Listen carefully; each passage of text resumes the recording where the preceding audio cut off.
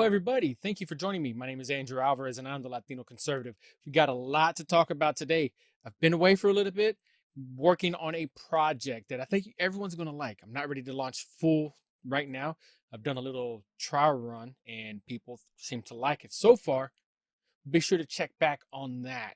Um, so, for those of y'all who live in Texas, you know right now something that's going on in Texas or something that is going on outside of Texas.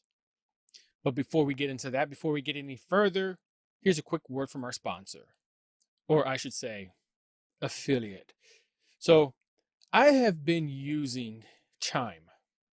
Now I know I've been preaching Cash App previously, but I've been using Chime. Chime has actually been working out really well for me. Not only does it provide a way to also send funds back and forth to family and friends, similar to the other one, Cash App, but what I can also do on this is build my financial future. What I mean by that is I have started building my credit, rebuilding my credit using Chime. It's free. There's no charge for it. All you got to do is have a direct deposit set up there. And within 30 days, my credit score jumped 90 points. And then in the next 30 days, I saw another 30-point jump. That's right. Just by using their services, they've got this credit builder card. What it is basically when you get direct deposit, it puts that into your credit builder account, which gives you essentially a secure credit card. And you can spend the funds just like any other credit card, but there's no pre-approval. There's none of that, all of that good stuff. And since you're getting direct deposit, it's going to automatically pay off. You don't have to remember to send the payment in. If you're like me, you forget.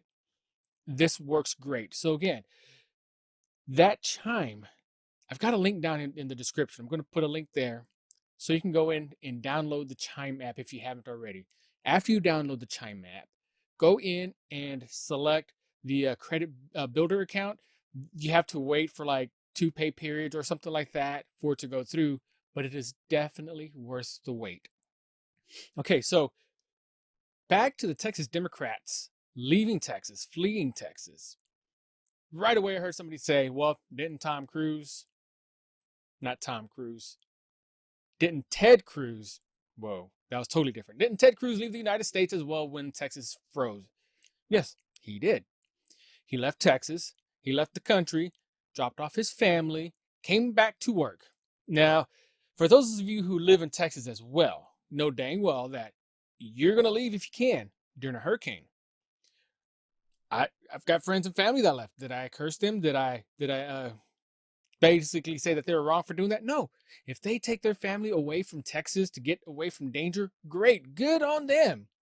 In fact, I believe that if you can take your family away, out of harm's way, and you don't, you're putting them in the way of danger. Now, how responsible is that?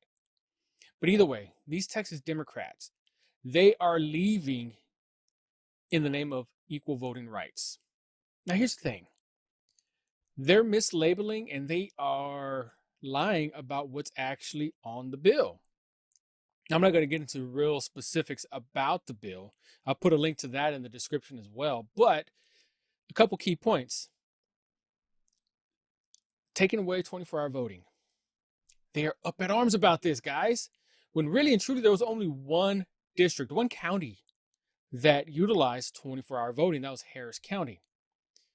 Ironically, you have people like Al Green that won by 80,000 votes when just the general feedback, because I was campaigning in his area against him, the general feedback is nowhere near that. But I digress. Either way, there's a great man running against Al Green again this year. He has, the primaries haven't happened yet, but he's a great man. His name is Johnny Teague. I think we should get him in there. Al Green has been in there way too long. And what did he do last term? He spent, I know, a lot of money on these signs, just the signs themselves. These signs said 365 days since Donald Trump has been in office without being impeached, 366 days, and so forth and so on. Day by day by day, he had a different sign made, big sign, that said how many days Donald Trump has been in office, and just a waste. of taxpayer money. Yeah, that may seem small in contrast to some of the other things that he spent money on, but think about it. You spend a couple $100 here and there making signs like that. What could that couple $100 go for? It can go for a lot of things other than just a sign that was for a fake impeachment for Donald Trump. Other things that he has done.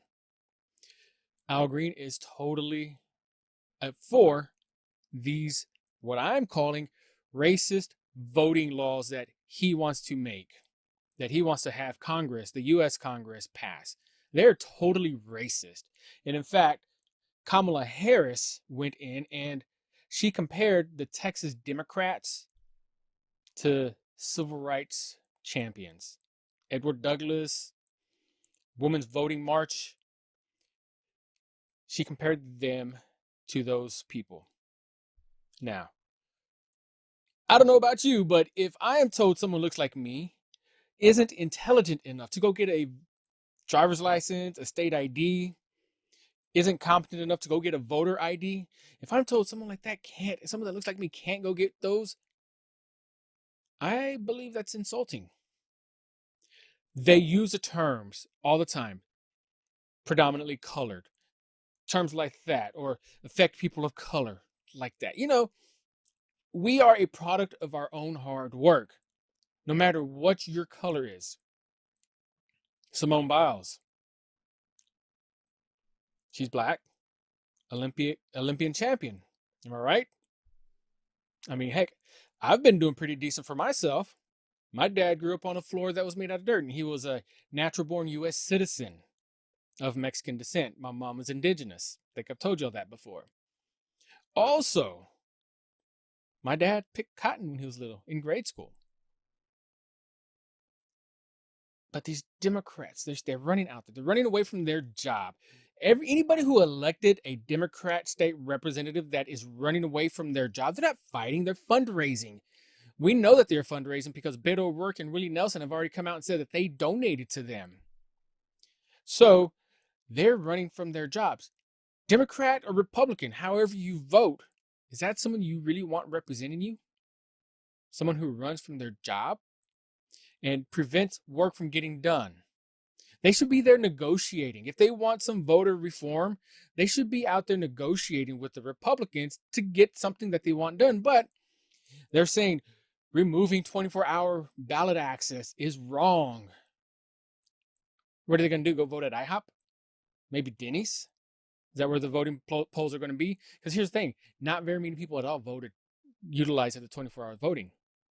What could happen is same thing that happened in Georgia, where magically thousands of ballots showed up in the middle of the night when nobody was there. They're saying that they don't want partisan poll watchers. So what does that mean? They want just their own people there? Go figure. They're saying that they don't want drive-through ballots and drive-through polling. So here's the thing on that. If you can drive to the polling location, you can get off and vote.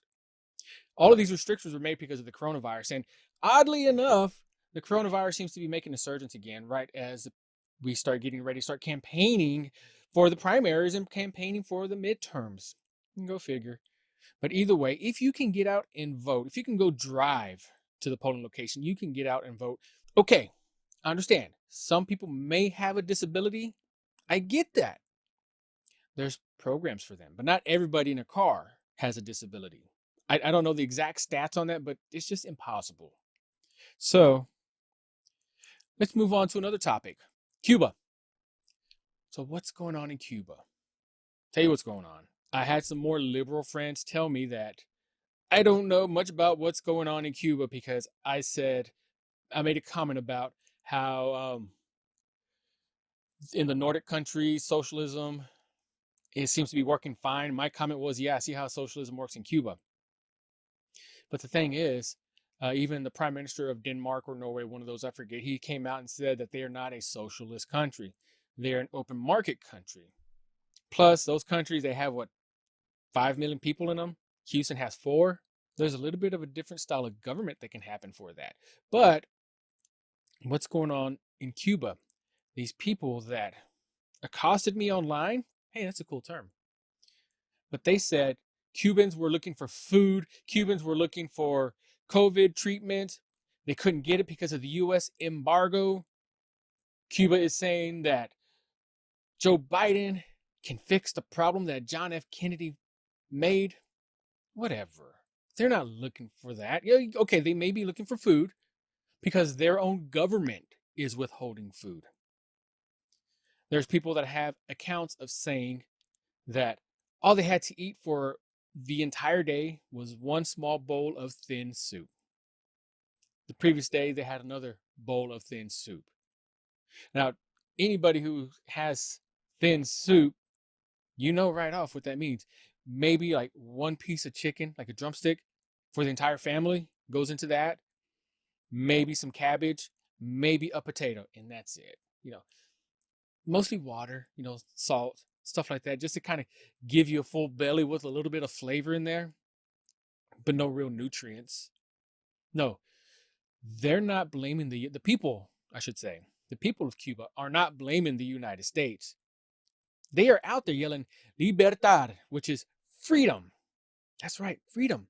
So what has Cuba done? The dictatorship of Cuba has shut down the internet so the world doesn't know what's really going on. The government of Cuba has also shut down their radio systems, their UHF frequency systems. Short band radio, ham radios, whatever you want to call them. There are numbers and numbers of US-based radio operators that say that Cuba is jamming those radio signals. All the signals that they're getting, they can't get through many because Cuba is sending out a loud enough jamming signal that it's hard for them to hear, and the signals are coming from Cuba. Now, these people are licensed. You have to have a license to operate these radios in the United States, and you have to be able to triangulate where those signals are coming from. And unanimously, they're saying those blockages in the radio signal are coming from Cuba. So no, they're not griping because of the embargo. They want freedom. It's already been documented that citizens have been killed by the police. And there was a news anchor, I forget her name, there was a news anchor reporting there on the street.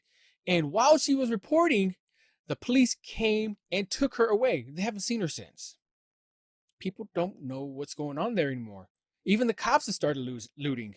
So what can we do to fix that? Truthfully, I don't know. But I think it's kind of ironic how there's an island just southeast of China, and we're telling China, hey, don't go do anything there or you'll be in trouble. Now, there's an island just southeast of the United States, and China is telling us, hey, don't go do anything there or you'll be in trouble. The difference is that island is in our backyard. People swim from there to here.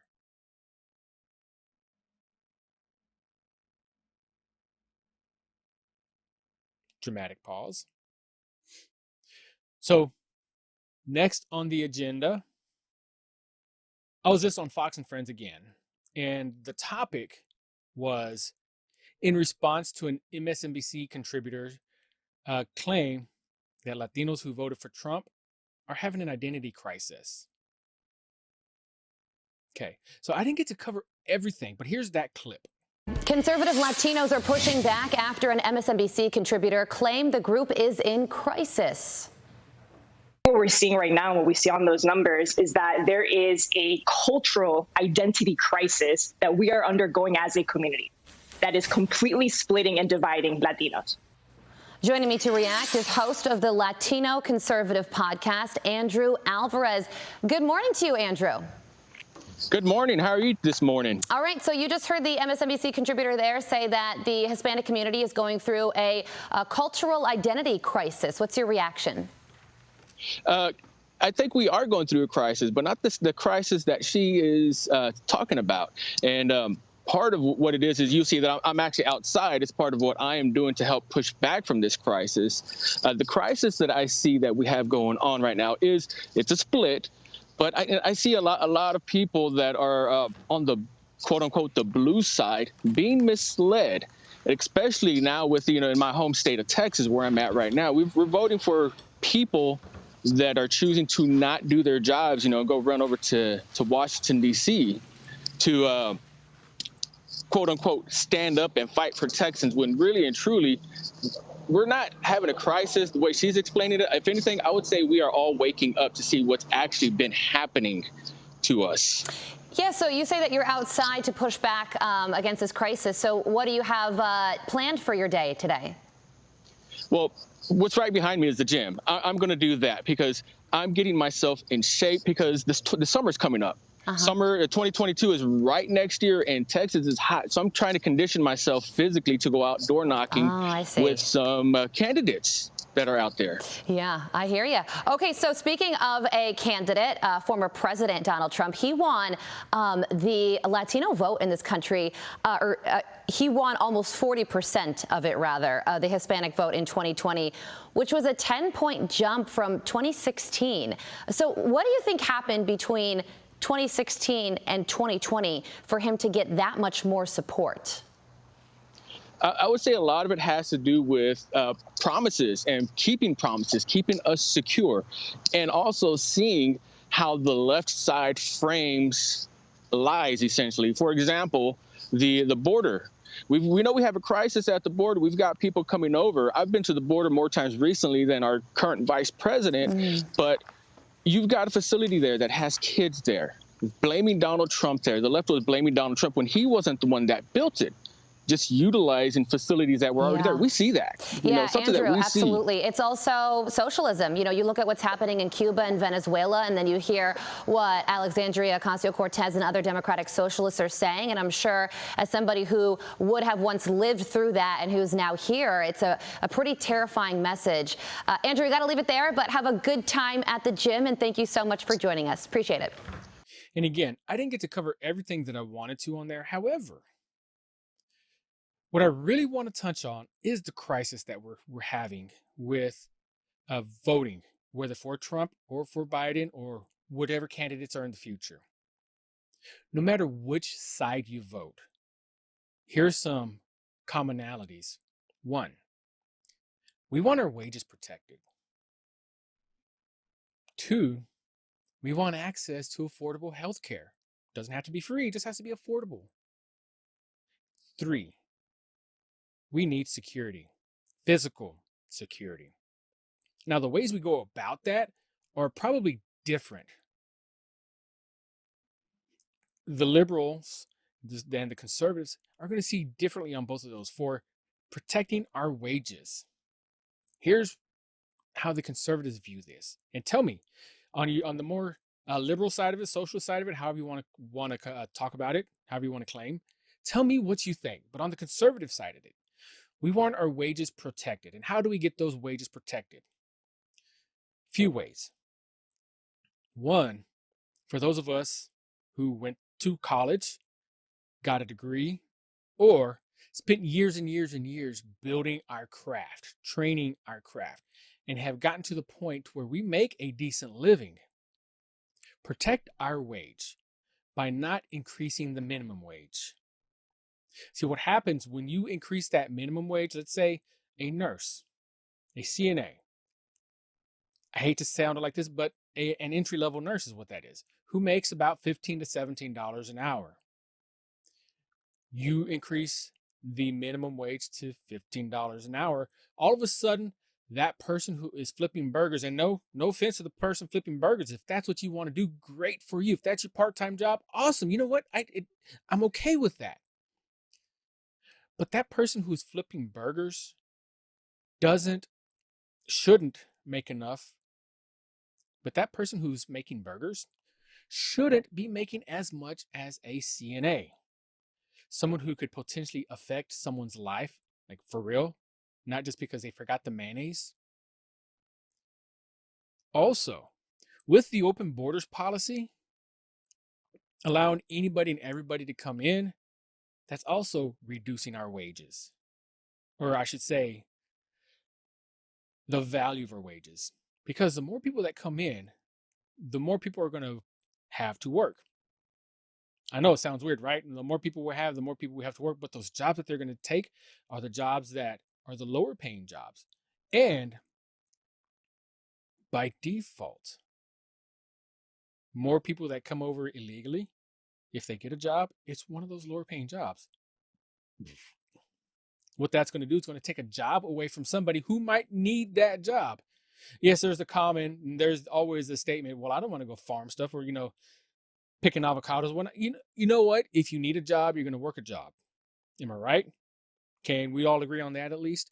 But either way, when they come in, they get their lower paying jobs. Sometimes they don't pay taxes on them. They get paid under the table. Because how do you pay taxes when you don't have a social security number? No, you have unscrupulous business owners that will pay them under the table and then write it off as a business expense. All the while, people that are undocumented are working and people that are documented aren't. Citizens, they're working. So protect our wages by closing the border. That closing the border also gives us security. And I've said it before and I'll say it again. And I could use the word crisis on there. I've been to the border where there is no wall. I have seen entire houses moved, like that plot of land there, vacant. You can see the foundation there where the house was. People have moved their entire house because of harassment from the cartels. Security. We need that. Heck, when I was over there, I was almost on an episode of Border Wars, gunshots, border patrol and everything. And I wasn't there for like 3 days. So there's that. Healthcare. I know this might be one of the least conservative things, but someone who needs healthcare should be able to have access to it. It doesn't have to be free, just affordable. Ways that we can make this affordable is one, look at the medicine. Look at the pharmaceuticals. Some of those cost way too much. People will say, yeah, well, you're not paying just for the medicine or just for the ingredients. You're paying for the experience and blah, blah, blah, blah.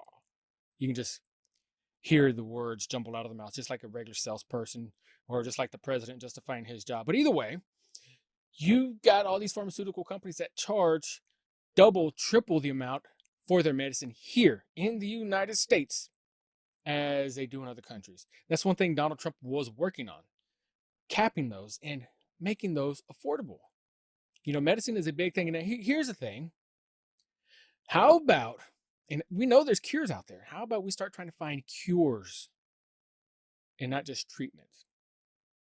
Oh, does that mean that a pharmaceutical company will lose a customer? I start working on cures and it's not treatments. Look at natural stuff. Look at cannabis, medical benefits of that.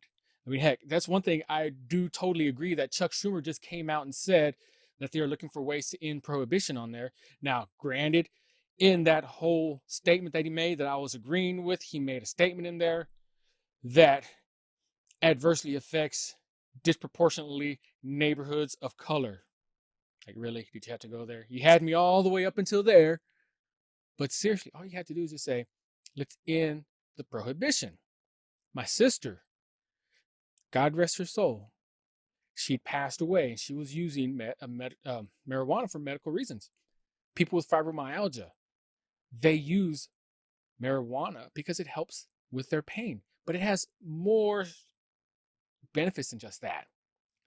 People have also said it treats cancer and whatnot. I don't know. I haven't looked at that, but I'm just coming off the top of my head on that one. But still, let's start working on finding cures. These people are making enough. They've got enough. Why not find cures?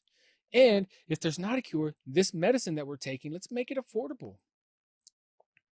Some of these treatments for these, not only just treatments like medicine-wise, medicinal-wise, but some of this treatment, like physical-wise, surgeries, physical therapies and whatnot, those are outrageously priced too. You go to an ER, you can't come out of there without spending at least $5,000. Now, who sets those prices? There's no negotiation on that. We need to make the medical field more open market. It's just like the car business. Car business is very competitive. When there are two dealerships that sell the same brand within 30 minutes of each other, guess what? They're going to stop dropping their prices. so they can attract more customers. It's kind of like a saying goes, I'd rather make fast nickels than slow dimes. Same thing with medicine. Let's make fast nickels. Still, keep the people that have gone to school, paid tons of money, so they can be someone that is qualified to treat me medically. Let's keep them paid. Let's do that.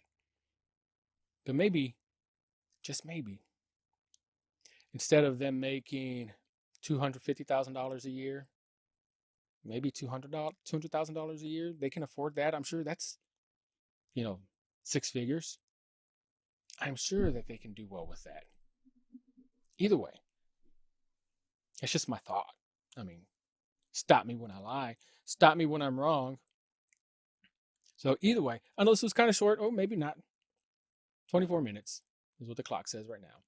But I was just spouting out, trying to get back in the groove of things. I haven't been on the road as much. And the whole live thing I tried a few weeks ago, I'm not sure if I'll do that yet. I don't think I have a big enough support group yet. I've only got 540 subscribers. If I lose one this time, I want to get, here's my goal. Here's my goal, guys. I want to get to 1,000 subscribers. The best way I can do that is by you hitting that share button, subscribing, like, drop a comment, sign up for alerts, whatever you do. But hit that like button and hit that subscribe button and share. Please. Hey guys, thanks again for letting me rant and rave at you. My name is Andrew Alvarez, and I'm the Latino Conservative.